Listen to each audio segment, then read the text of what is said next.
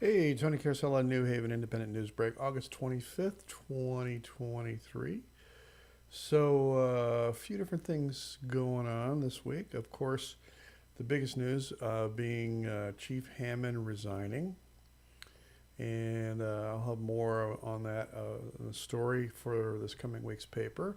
But if you can see right here, this picture behind me, this was last week's New Haven Police Department. They have different certifications, and this was basically the acronym is Milo, and it's a thing done through an agency that basically tests the response of officers in difficult scenarios. And they use a video, as you can see right here, the lower left hand corner is a video projector, and then it projects on the wall.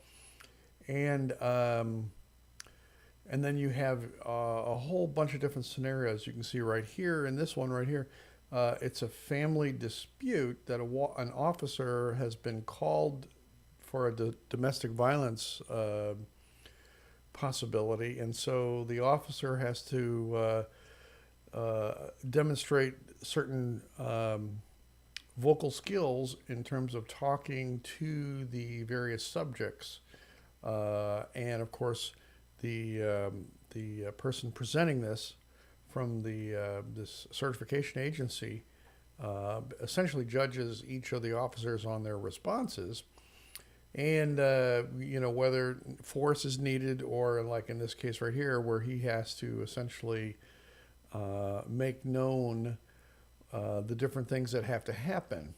I had a chance to also uh, be one of the participants in this, and it was very challenging. And I walked away from this with having an incredible respect for our officers in very tough situations, as you can imagine, very highly charged emotional situations. And so anyway, um, in this case right here, I put this in here because of this is what happened last week. This is their certification. So anyway, Chief Hammond did resign, and I have spoken to the city and Chief Hammond, and have gotten different stories. I also want to assure you that New Haven does have full police coverage with 4 full-time officers and 2 part-time officers, and of course, we're going to be needing to fill those positions. Essentially, the optimum full-time number is 7, including the chief.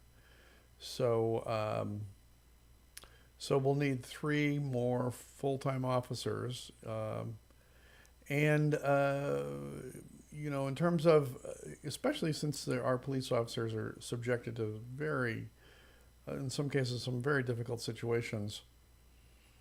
Um, it has not been easy to try and hire police officers. And of course, New Haven is in competition against Washington and Herman.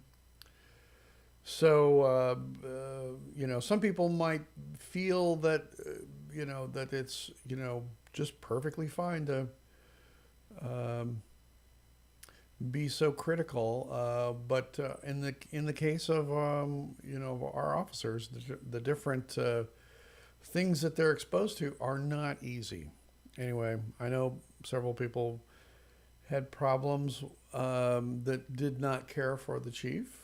Um, anyway, so I'm gonna, let's see, we'll take down these right here.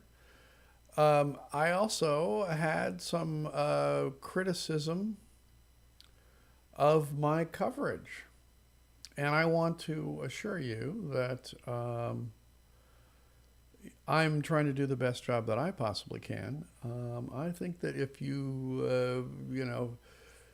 in terms of criticism, if you've got something, my cell phone number, my email address, it's all in the newspaper.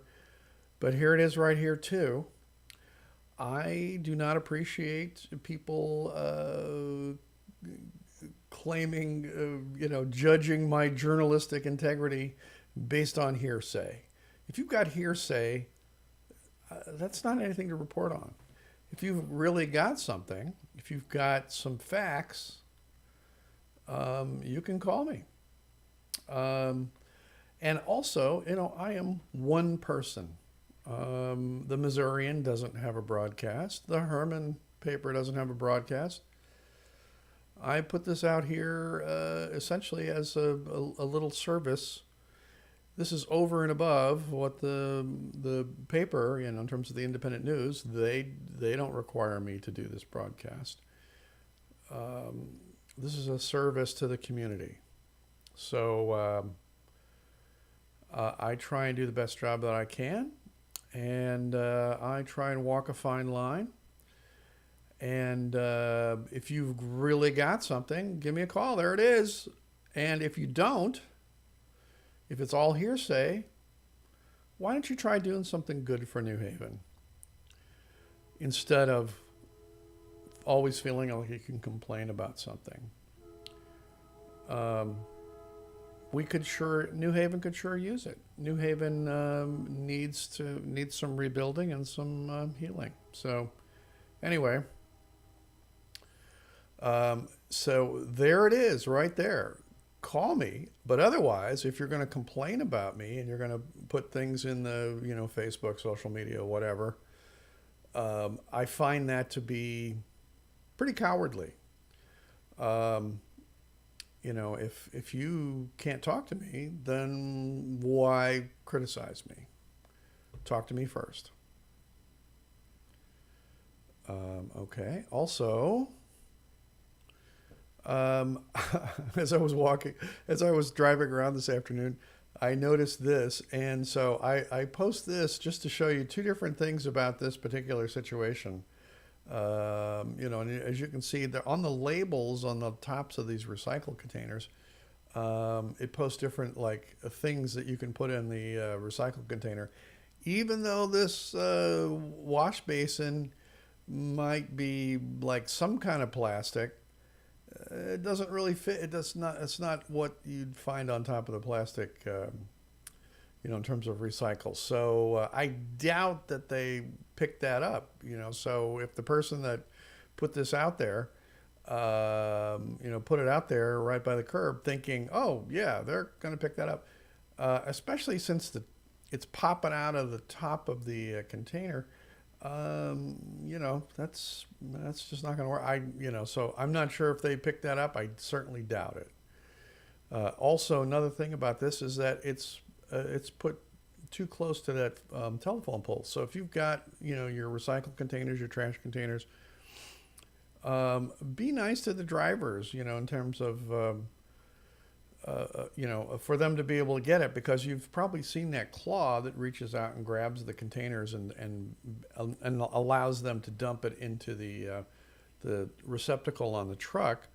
Give it a little more room around the container for them to be able to operate that claw and grab that container. So anyway, I'm working on a video that will go over a lot of, maybe give you some tips in terms of the types of things that are recyclable. And what I have discovered from my own personal use is that I have basically, looking on that label, found out that a lot of things that I formerly threw in the trash are recyclable, especially like paper, cardboard boxes. If you get something from Amazon and it's a cardboard box, you can cut down, the box, fold it down, and certainly make it, a small enough size that it can fit in there with no problem.